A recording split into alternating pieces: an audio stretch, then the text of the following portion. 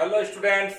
तो आज हम फिर रासायनिक बलगति की चैप्टर के अंतर्गत अभिक्रिया की कोटि का निर्धारण करने के लिए सीखेंगे। तो आज हम लोग अभिक्रिया की कोटि का निर्धारण करना सीखेंगे। तो अभिक्रिया की कोटि का निर्धारण हम लोग चार विधि से करते हैं। पहला है आरेख विधि, जिसको हम लोग ग्राफिकल मेथड कहते हैं। दूसरा है ओस्टवाल्ड पृथक्करण विधि, ओस्टवाल्ड आइसोलेशन मेथड। तीसरा प्रारंभिक वेग विधि, इनिशियल रेट मेथड। और चौथा और अंतिम है समाकलित वेग नियम विधि, जिसको हम लोग कहते हैं इंटीग्रेटेड रेट लॉ मेथड। तो इस चार विधि में से हम लोग यहां पर समाकलित वेग नियम विधि का ही प्रयोग करेंगे अभिक्रिया की कोटि के निर्धारण में। समाकलित वेग नियम विधि आरेख विधि ग्राफ पर आधारित है और इसमें ओस्टवाल्ड पृथक्करण विधि जो है यह ओस्टवाल्ड द्वारा निर्धारित किया गया है। और प्रारंभिक वेग विधि, यह विधि भी एक आंकड़े पर आधारित है, प्रारंभिक वेग नियम के आधार पर। और समाकलित वेग नियम विधि, जिसके बारे में हम लोग अध्ययन करेंगे विस्तार से, हम इसी पर आज के क्लास में चर्चा करने वाले हैं, समाकलित वेग नियम विधि के बारे में। लेकिन उससे पहले हम अभिक्रिया की कोटि का जो निर्धारण है, उससे पहले हम अभिक्रिया की कोटि को फिर से एक बार समझ लेते हैं। कोई भी एक सामान्य अभिक्रिया के लिए जब उसके दर का निर्धारण हम प्रायोगिक रूप से करते हैं, तब उस स्थिति में जो वास्तविक गुणांक होता है अभिकारकों का, उसका योग ही अभिक्रिया की कोटि कहलाती है। अर्थात एक सामान्य अभिक्रिया की यदि हम बात करें, एक सामान्य अभिक्रिया के लिए, सामान्य अभिक्रिया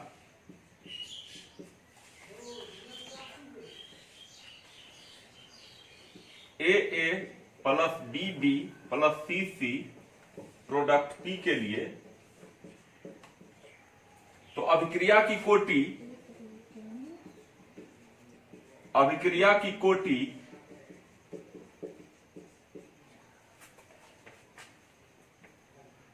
को हम लोग निर्धारित करने से पहले क्या होगी अभिक्रिया की कोटि इस स्थिति में, इसको जानने से पहले हमें यह जानना पड़ेगा क्या कि यह अभिक्रिया जो हमें सैद्धांतिक रूप से दिख रही है, उसका प्रायोगिक रूप से निर्धारण किस तरह से होगा।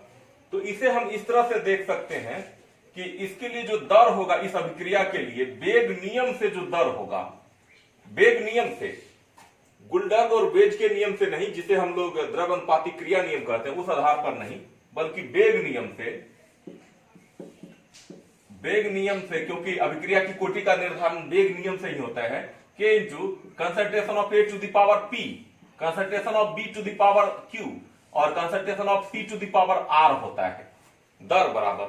और अभिक्रिया की कोटि तब क्या हो जाएगी, अभिक्रिया की कोटि जो होगी, कोटि बराबर क्या हो जाएगी, कोटि बराबर P plus Q plus R, कोटि हो जाएगी P plus Q plus R। तो ध्यान देंगे अभिक्रिया की कोटि का निर्धारण होगा P plus Q plus R। अब यहां पर कहेंगे आप इसका A का अभिकारक जो है ABC, उसका गुणांक A, B और C है, तो यह वाकई में उसका स्टोइकियोमेट्रिक गुणांक है।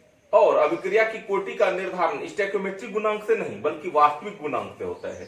तो इस तरह से हम कह सकते हैं क्या, अभिक्रिया की कोटि P plus Q plus R होगी, जहां पर P plus Q, P, Q और R अभिक्रिया के लिए जो अभिकारक है उसका वास्तविक गुणांक होता है।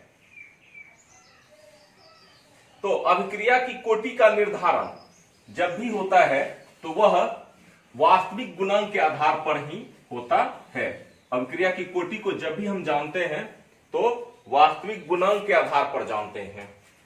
इसका क्या मतलब हुआ, यदि अभिक्रिया की कोटि आप जब भी निकालेंगे तो किससे निकालेंगे, वेग नियम से। अभिक्रिया की कोटि का जब भी पता चलेगा तो हम लोग किससे निकालेंगे, तो वेग नियम से। ये P plus Q plus R हमारा वास्तविक गुणांक है, जहां P, Q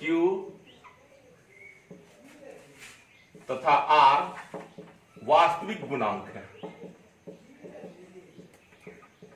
जो वेग नियम से प्राप्त होता है, वास्तविक गुणांक है। इसी अभिक्रिया को हम लोग संक्षेप में इस तरह से भी प्रदर्शित करते हैं। यदि इसे इस तरह से देखा जाए, यदि P plus Q plus R बराबर 0 तो अभिक्रिया शून्य कोटि की अभिक्रिया होगी। शून्य कोटि की अभिक्रिया,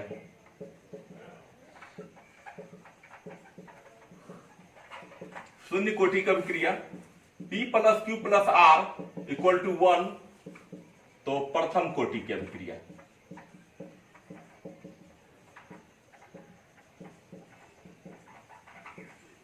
तो इन्हीं दोनों अभिक्रियाओं के बारे में हम लोग जानकारी प्राप्त करेंगे समाकलित वेग नियम विधि से। समाकलित वेग नियम विधि से हम शून्य कोटि की अभिक्रिया और प्रथम कोटि की अभिक्रिया का ही अध्ययन करने वाले हैं। लेकिन इसी अभिक्रिया को यदि हम इस तरफ से संक्षिप्त कर सकें, यदि अभिक्रिया हमारा ऐसा है, अभिक्रिया ए से पी के लिए, अभिकारक हमारा ए है और प्रोडक्ट उत्पाद हमारा पी है, तो इस स्थिति में वेग नियम से दर या वेग हो जाएगा k into concentration of A to the power n, k into concentration of A to the power n, जहां n का मान 0, 1, 2, 3, 4 इत्यादि कुछ भी हो सकता है। n का मान प्रायोगिक रूप से निर्धारित होगा और कुछ भी हो सकता है। यदि n का मान इस स्थिति में, अब ध्यान देना है क्या, यदि n का मान 0 है तो यह अभिक्रिया प्रथम कोटि की अभिक्रिया है। यदि n का मान 1 है तो अभिक्रिया प्रथम कोटि की, यदि n का मान 1 है तो अभिक्रिया प्रथम कोटि की हो जाएगी, और यदि n का मान 0 है तो अभिक्रिया शून्य कोटि की हो जाएगी। यानी n के मान पर डिपेंड करेगा। n बराबर 0 तो अभिक्रिया शून्य कोटि की, n बराबर 1 तो अभिक्रिया प्रथम कोटि की हो जाएगी, या n बराबर 2 होगा तो अभिक्रिया द्वितीय कोटि की हो जाएगी। तो इस तरह से अभिक्रिया का निर्धारण किया जाएगा कि n का वैल्यू कितना है।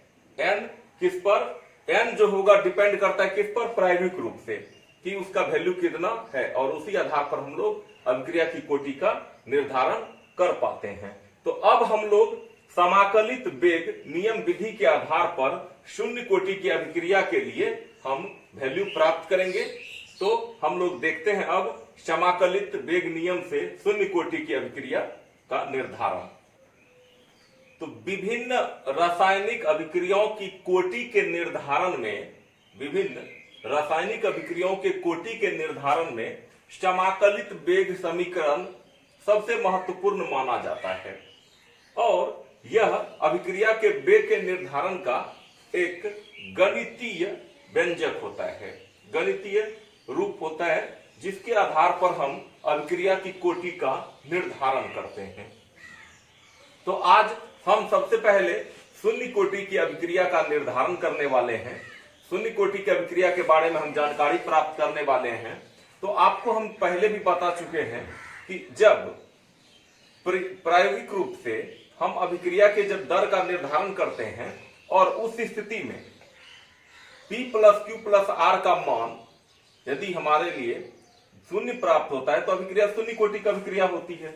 या उसे ही हम दूसरे तरीके से यह कर सकते हैं क्या कि वेग जो होगा, वैसी रासायनिक अभिक्रिया जिसका वेग K into concentration of A to the power n हो और जहां n का मान 0 हो। यानी कहने का अर्थ यह हुआ कि यदि वेग बराबर K into concentration of A to the power n है और n का मान 0 है तो यह शून्य कोटि की अभिक्रिया है। तो शून्य कोटि की अभिक्रिया में की स्थिति में n का मान 0 होगा। तो शून्य कोटि की अभिक्रिया को हम समझ चुके हैं। अब शून्य कोटि की अभिक्रिया में क्या होता है? शून्य कोटि की अभिक्रिया में अभिक्रिया दर, शून्य कोटि की अभिक्रिया में अभिक्रिया दर अभिकारकों की सांद्रता की शून्य घात के समानुपाती होता है। फिर से इसे समझ लिया जाए कि शून्य कोटि की अभिक्रिया में, जब हम शून्य कोटि की अभिक्रिया की बात करते हैं तो अभिक्रिया दर जो होती है, यानी अभिक्रिया का दर यानी वेग रेट, अभिकारकों की सांद्रता की शून्य घात के समानुपाती होता है। अभिकारक की सांद्रता उस पर शून्य घात, यानी n का मान जैसा हमने भी कहा था शून्य होगा, तो यही कहने का अर्थ यही हुआ। या आप तब इस स्थिति में ऐसा भी लिख सकते हैं कि into concentration of A to the power 0, ऐसा भी हम बोल सकते हैं। यानी शून्य कोटि की अभिक्रिया में अभिक्रिया दर जो हुआ अभिकारकों की सांद्रता की शून्य घात के समानुपाती होता है। एक समान अभिक्रिया के लिए भी हम बात करें, यहां पर ए अभिकारक है और पी उत्पाद है, तो अभिकारक से हम उत्पाद की ओर आ रहे हैं, तो उस स्थिति में यदि ये शून्य कोटि की अभिक्रिया है तो शून्य कोटि की अभिक्रिया के लिए क्या हो जाएगा, अभिक्रिया का तात्क्षणिक वेग होगा। क्या होगा तात्क्षणिक वेग? तात्क्षणिक वेग को हम लोग डी से दिखाते हैं, औसत वेग के लिए हम लोग डेल्टा का प्रयोग करते हैं, और अभिकारक के लिए ऋणात्मक चिन्ह का प्रयोग होता है, ऐसा आप पहले से ही जान रहे हैं। तो क्या हो जाएगा, minus d concentration of A by d t equal to के into concentration of A to the power 0। अब 0 क्यों हो गया? इसलिए 0 हो गया क्योंकि अभिक्रिया शून्य कोटि की है, और इसलिए इस स्थिति में इसका वैल्यू कितना होता है, 0 हो जाएगा। तो आप इसे इस तरह से भी व्यक्त कर सकते हैं, क्या, minus d concentration of A by d t equal to के इंटू 1 क्यों हो गया? क्योंकि concentration of A to the power 0, तो किसी भी वैल्यू पर यदि हम पावर 0 रख देते हैं तो उसका जो वैल्यू हमें प्राप्त होता है 1 प्राप्त होता है। तो इसे हम क्या लिख सकते हैं कि अभिक्रिया का जो तात्क्षणिक वेग हो जाएगा, यानी minus d concentration of A by d t equal to के इंटू 1। तो इस स्थिति में हमें जो प्राप्त हुआ, minus d concentration of A by d t equal to k, minus d concentration of A by d t equal to के। तो हम डी टी को इस पार ट्रांसफर कर देते हैं, तो ये डिवाइड में है, उधर मल्टीप्लाई हो जाएगा, तो minus d concentration of A equal to हो जाएगा के डी टी, यानी अब हम माइनस चिन्ह को चाहते हैं इधर दे देने के लिए, तो हम ऐसा करते हैं, माइनस चिन्ह को इधर दे देते हैं, तो क्या हो जाएगा, d concentration of A equal to minus K d t हो गया। अब हम समाकलन कर देते हैं दोनों साइड, तो इंटीग्रेटिंग बोथ साइड, यानी दोनों और हम समाकलन करते हैं, यह समाकलन का चिन्ह है, आप लोग ऐसा जानते हैं, तो समाकलित कर दिया जाता है। तो क्या हो जाएगा, integration of d concentration of A equal to minus integration of K d t. आप लोग जानते हैं ए का जब इंटीग्रेशन किया जाएगा ए की सांद्रता का, तो ए ही रह जाएगा, concentration of A equal to के, तो हमारा कांस्टेंट टर्म है, ये तो ज्यों का त्यों रहेगा, माइनस चिन्ह है तो माइनस हो गया, और dt के लिए t आ गया, dt का जब इंटीग्रेशन हुआ तो t हो गया, और प्लस में हम i लिखते हैं, जब इंटीग्रेशन किया जाता है तो एक नियतांक रखा जाता है, तो यहां पर i हमारा एक नियतांक है, i को हम लोग समाकलन का नियतांक कहते हैं, तो इंटीग्रल कांस्टेंट है ये। तो ये बात ध्यान रखेंगे, जब भी इंटीग्रेशन होता है तो एक कांस्टेंट रखा जाता है, तो हमने यहाँ पर i को रखा हुआ है, और इसमें व्यक्त भी कर दिया है कि i क्या है, समाकलन का नियतांक है। अब यहां तक हमें वैल्यू प्राप्त हुआ क्या, कि concentration of A equal to minus K t plus I. ध्यान देंगे, तो concentration of A equal to minus K t plus I. अब आगे बढ़ते हैं, हम अब विचार करते हैं कि जैसे ए हमारा अभिकारक है, तो शुरुआत में इसका कुछ वैल्यू होगा, जैसे जैसा अभिक्रिया होती है तो ए की मात्रा घटती है, तो टी समय पर, याद रखेंगे, टी समय पर हमारी सांद्रता है यानी ए, अर्थात टी इक्वल टू, जब टाइम हमारा टी है तो उस समय सांद्रता हमारा है कंसंट्रेशन ऑफ ए। सपोज किया जाए, मान लिया जाए कि यदि टाइम हमारा प्रारंभ नहीं हुआ, यानी अभी टाइम 0 है, तो हमारा जो अभिकारक होगा वो प्रारंभिक अवस्था में होगा, तो उसके लिए हम मान लेते हैं क्या, इसकी सांद्रता कंसंट्रेशन ऑफ ए नॉट। तो अभिकारक ए की प्रारंभिक सांद्रता मान लेते हैं कंसंट्रेशन ऑफ ए नॉट, अर्थात जब t बराबर 0 है, इसका मतलब यह हुआ जब t बराबर 0 है तब ए की जो सांद्रता होगी वास्तव में कितनी होगी, कंसंट्रेशन ऑफ ए नॉट होगी, ना कि कंसंट्रेशन ऑफ ए। ये तो t टाइम के बाद है, यानी जब t समय बीता तब जाकर के सांद्रता है कंसंट्रेशन ऑफ ए। लेकिन यदि समय हमारा 0 हो तब क्या होगी सांद्रता, तो उस स्थिति में हमारी सांद्रता है कंसंट्रेशन ऑफ ए नॉट। तब यदि हम इसी तथ्य को, जहां पर ए है हमारा कंसंट्रेशन ऑफ ए है, तो कंसंट्रेशन ऑफ ए को यदि हम कंसंट्रेशन ऑफ ए नॉट कहें, ध्यान देंगे, कंसंट्रेशन ऑफ ए को यदि हम कंसंट्रेशन ऑफ ए नॉट कहें तो हमको के तो के रहेगा ही, लेकिन टी के लिए हमें क्या कहना पड़ेगा, 0 कहना पड़ेगा। क्यों, क्योंकि 0 स्थिति में ही, टाइम जब 0 है तब हमारा ए ना होकर के ए नॉट है, ये बात ध्यान रहे। तो concentration of A not equal to हो जाएगा k into minus k into 0 plus I, यानी concentration of A not equal to 0 plus I. इसका मतलब आई का मान कितना हो जाएगा, concentration of A not.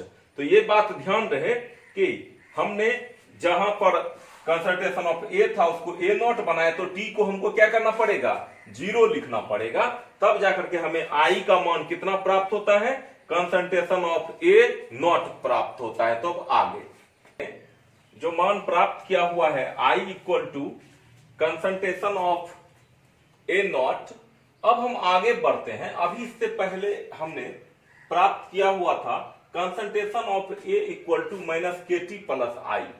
Equation हमारा फर्स्ट मान लेते हैं इसको, इक्वेशन फर्स्ट हो गया, यानी क्या कि concentration of A equal to minus K t plus I. अब फर्स्ट इक्वेशन में हम क्या करते हैं, आई का मान रख देते हैं, यहां पर आई का हम मान रखेंगे। तो आई का मान रखते अभी हमने आई का मान यहां से लेना है, तो आई का मान यहां पर रखिए, समीकरण फर्स्ट में हम आई का मान रखते हैं। तो कंसंट्रेशन ऑफ ए, ये तो है वही, के जगह पर के ही रहा, माइनस तो है ही, टी के टी प्लस आई के जगह पर हम लिखते हैं कंसंट्रेशन ऑफ ए नॉट, यहां से वैल्यू हमने लाया।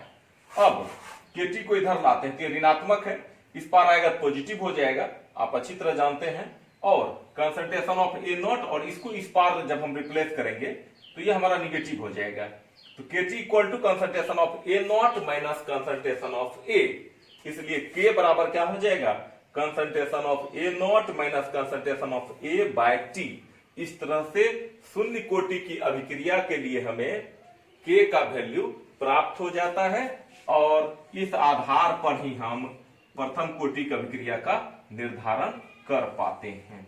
और यही हमें के अर्थात जो दर स्थिरांक होता है, दर स्थिरांक का हम मान शून्य कोटि की अभिक्रिया के लिए प्राप्त कर पाते हैं, जिसका वैल्यू होता है concentration of A not minus concentration of A by t. तो शून्य कोटि की अभिक्रिया के बारे में जान लीजिए, यह अभिक्रिया हालांकि बहुत कम होती है, नहीं के बराबर होती है, लेकिन फिर भी इस अभिक्रिया का अपना महत्व है। तो इस तरह से हमने के का मान प्राप्त कर लिया शून्य कोटि की अभिक्रिया के लिए। तो नेक्स्ट क्लास में, अगले क्लास में हम लोग प्रथम कोटि की अभिक्रिया पर डिस्कशन करेंगे। धन्यवाद।